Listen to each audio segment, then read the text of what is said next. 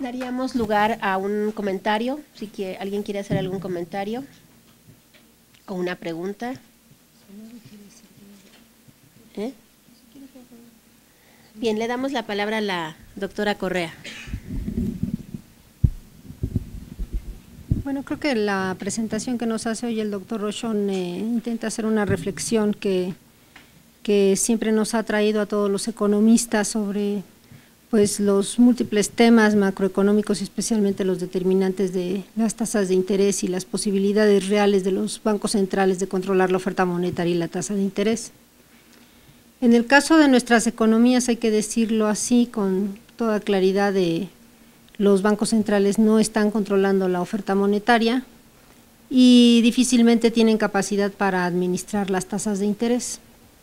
Entonces, las preocupaciones sí del crecimiento económico, concluimos claramente, pues tienen mucho que ver con las condiciones institucionales en que cada una de las economías se está desempeñando. Sin duda, hablar de la economía norteamericana hace 30 o 50 años podría tener un significado muy distinto en cuanto a los determinantes de la oferta monetaria y la tasa de interés que hablar de la misma economía norteamericana el día de hoy.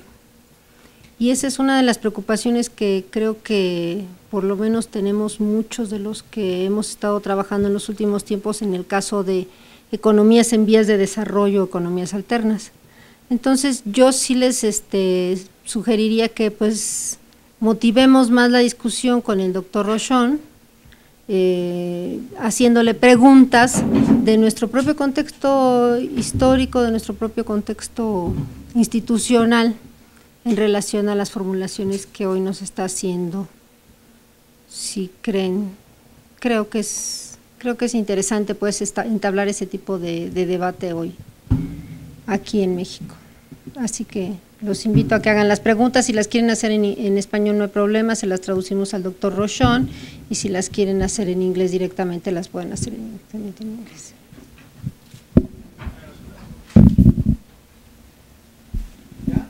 Sí, por favor. Yo considero que el modelo económico neoliberal en términos generales, se dice el consenso de Washington, ha fracasado y la lógica y las tendencias económicas apuntan hacia el cambio. Tenemos el caso concreto de Argentina, Brasil. Obviamente en México hay una razón política que aquí en México se conoce, que se concretizan los fraudes políticos electorales como el 2006, por eso no hay cambios en el caso concreto de México, incluso que está avalado por los Estados Unidos, obviamente. La pregunta concreta, ¿cuál es? Sí, para allá voy, tiene usted razón, porque es la introducción y es larga. Sí, estoy de acuerdo con usted. Quiero saber exactamente la pregunta para no estar cortándole. Ok, tiene usted razón, acepto la observación, sí. La alternativa en México, desde su punto de vista, ¿cuál sería? What would be the alternative in Mexico, since your point of view? Maybe we can Sí, ya. ¿Hay alguna otra pregunta? Sí, Wesley, please in English, ¿no? Margarita. Margarita. Sí, Margarita. Buenas tardes.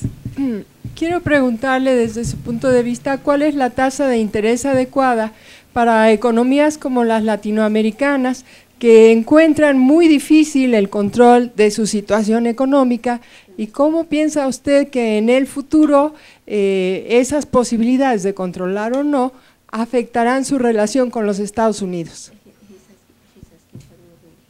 Gracias. Felicidades a las organizadoras.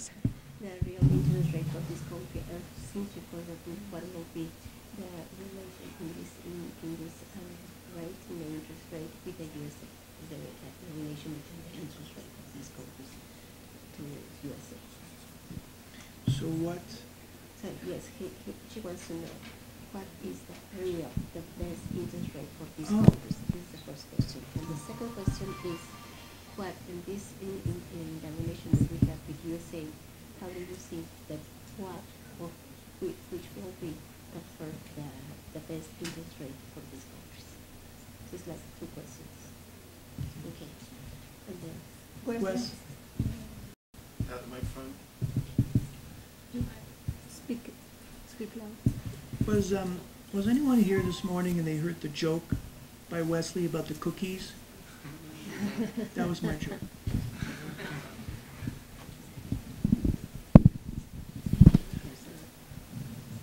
Actually, that was my joke. So you said central banks can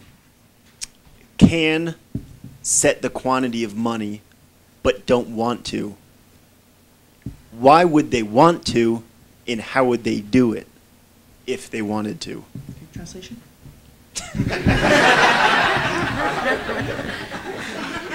Let me go 1, 2, 3. And the last question is Okay. here. No. ¿Ya no? Okay. El Yeah, profesor okay. tenía otra cosa. So, ¿quién que? Usted quería una, ¿no? Okay. Tú dijiste esa también, ¿no? No, okay. ¿Quién decía? Okay, that's okay. Let me go 1, 2, 3. 1, yes, I'm pathetic. 2, no, I didn't say that the central banks could. What I'm saying, the mainstream. For the mainstream, they could, if they wanted to, control. They still believe this. And for them, it's still, you just have to go read some papers, right? They still, I mean, even Alan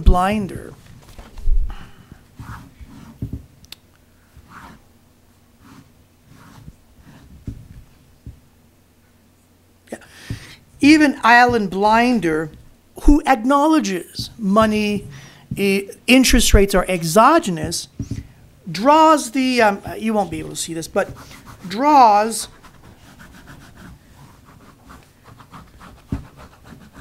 the money demand curve as downward sloping, but the money supply curve as vertical, except small component of it is horizontal, which represents the ceiling and the corridor of monetary policy. So they still deal with some really weird, central banks could still. And if it wanted to impose money supply, it could still do it. It just has to aim right there. And money demand being volatile, at least now we know the interest rate will never deviate from these lower and upper bounds. So yeah, they still think that it's a policy choice. They think that setting interest rates is easier. Yeah, but with exogenous money, the transmission mechanism between money and inflation is direct. With interest rates, it's indirect. It's still there, but it's indirect. So it's a policy choice for them. Does that answer your question? Yeah, thanks. Okay, so it's not something I said, but in the mainstream, yeah, it's a policy choice by the central bank to set interest rates. They could tomorrow go back to quantity targeting. So it's an easy way of saying we're not wrong. It's just they don't. Absolutely. The second question, from what I understand, and I apologize for if I don't quite understand both questions, but I think you were saying the same thing.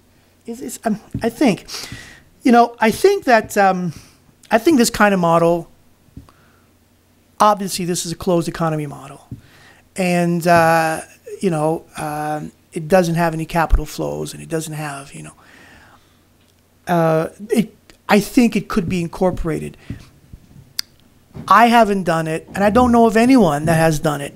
If anyone wants to do a PhD here at UNAM on that, that would be quite original. But I still think that it is applicable. I think that whether you are in the United States or in Mexico, central banks can always have the rate of interest it chooses.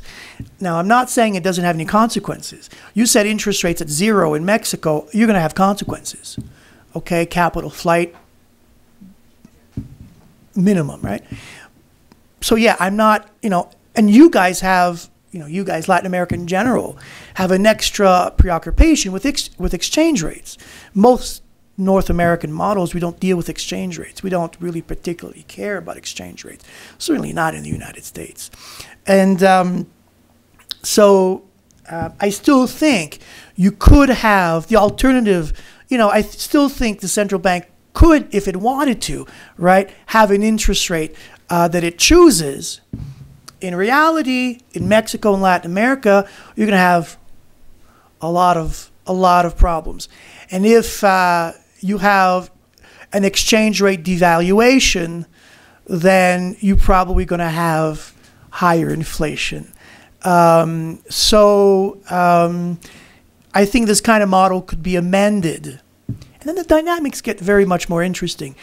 I'm not a big mathematical wizard. This is probably as much as I can do, probably a bit more.